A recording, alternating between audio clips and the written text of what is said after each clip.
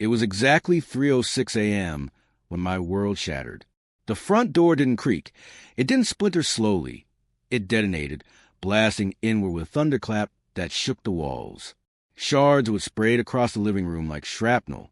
For men stormed in, clad in black tactical vests, faces hard, voices booming.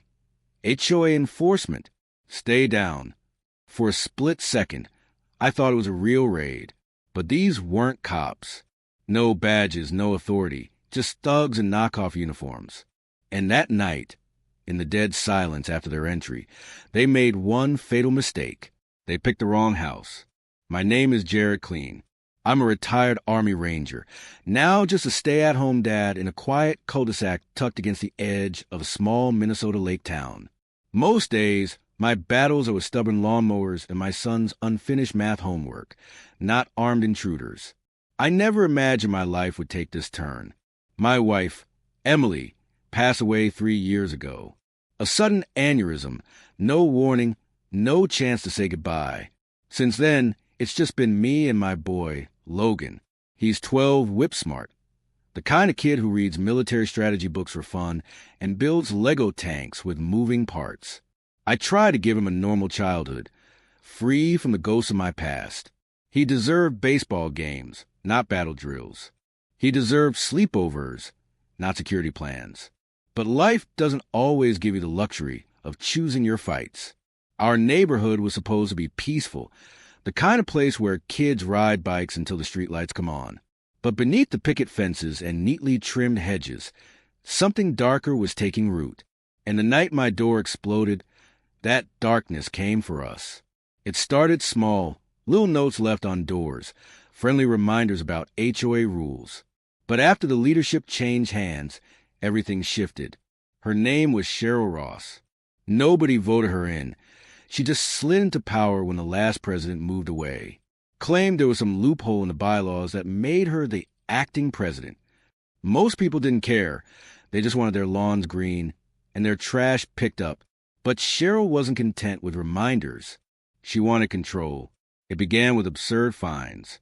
$200 because a neighbor left their trash bins out for 37 minutes past pickup.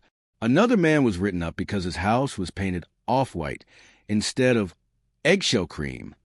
The difference was invisible unless you carried a paint swatch in your pocket. Then she came after me. My old Ford F-250, parked neatly in my driveway, suddenly became a military-style vehicle. In Cheryl's twisted view of the bylaws, that wasn't allowed on residential property. She slapped me with a fine that ballooned into nearly $4,000 after processing fees. I confronted her once, told her this was harassment, plain and simple. She smiled a cold, satisfied smile and said, "Then consider this your challenge." I thought it was bluster. I thought the worst she could do was bury me in paperwork. But I was wrong. And when the knockoff uniforms burst through my door, I realized Cheryl's game had gone from petty fines to full-blown war. The crash of the door jolted me out of sleep. My instincts kicked in, hand reaching for the biometric safe beside my bed. But I was too slow. A flashlight blinded me before I could even sit up. A man loomed over me, black vest, blocky letters across his chest. Security enforcement. No badge, no nameplate, just intimidation. Non-compliant vehicle, he barked. We're authorized to inspect and impound. Another man yanked the blanket off me. Resisting HOA inspection, he shouted, like this was some kind of lawful raid. In the hallway, I heard Logan's voice, confused, shaking, "Dad?" My blood went cold. One of the intruders grabbed at him, shouting for him to stand still. Another rummaged through drawers in the living room. "Found cash," he yelled.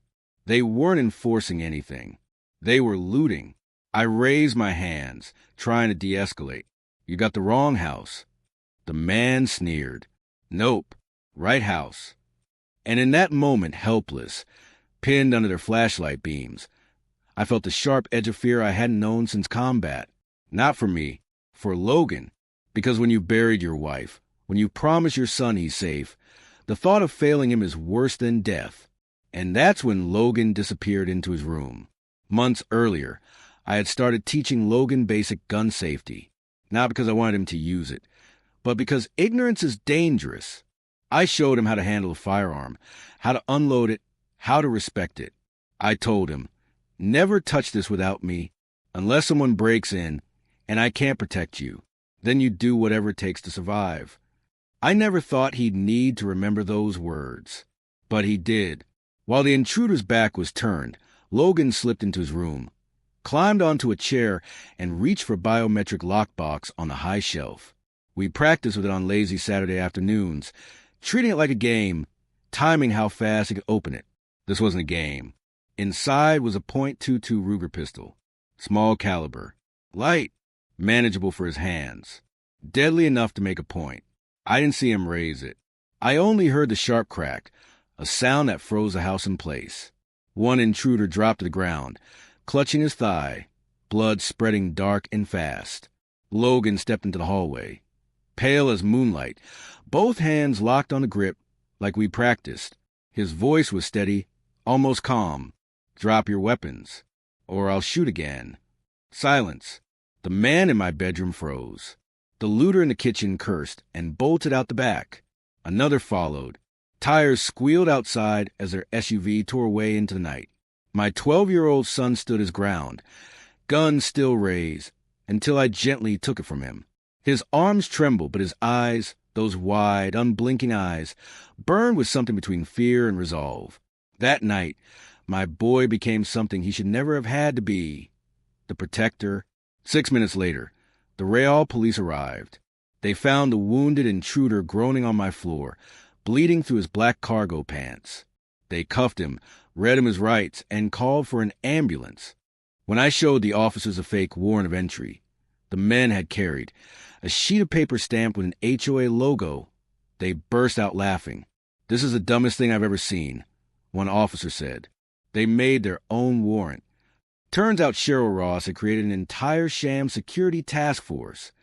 She printed fake documents, ordered tactical gear online, even filed paperwork to make it look like a nonprofit organization.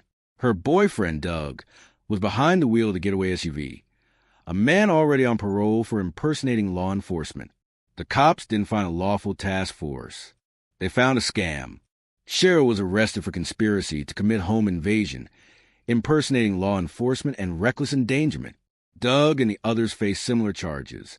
As for Logan, the district attorney cleared him the next morning. The words were simple. "This is the clearest case of juvenile self-defense we've ever seen." Cleared legally didn't mean cleared emotionally. For weeks, Logan couldn't sleep. He checked the locks every night, sometimes 2, 3 for times. He whispered in the dark, "I thought I was going to die." I sat by his bed, holding his hand, telling him he was brave, braver than I had ever been at his age. But bravery doesn't erase fear. We got therapy. We installed cameras. Reinforced the front door with steel hinges. Slowly, the tension in his shoulders began to ease. But I saw it in his drawings. He used to sketch tanks and helicopters, blueprints of battles only he understood. Now he drew our house. Fortified walls, searchlights, watchtowers. Always the two of us inside, smiling, safe. He doesn't bring up often, but I know that night carved itself into him. It took something I can never give back, his innocence. And yet, it gave us something else. Proof of his strength. Proof that when fear came knocking, he didn't crumble. He stood. Sometimes people ask me if I regret teaching my son how to handle a gun. If I wish I'd kept him ignorant. My answer is always the same. No, because that night, it wasn't just our home they broke into. It was our sense of safety, our right to live without fear. And Logan stood up to it. He didn't want to be a hero. He just wanted to protect his dad. And in doing that, he saved us both. So now I ask you, what would you do if someone pretending to be authority kicked in your door at 3 a.m.? Would you freeze? Would you fight? Would your child know what to do? Share your story in the comments. If you've ever dealt with a corrupt HOA or someone abusing a fake title, people need to hear it. Because sometimes standing up doesn't start with an army. It starts with one small voice, one child's courage, one family saying, "No more."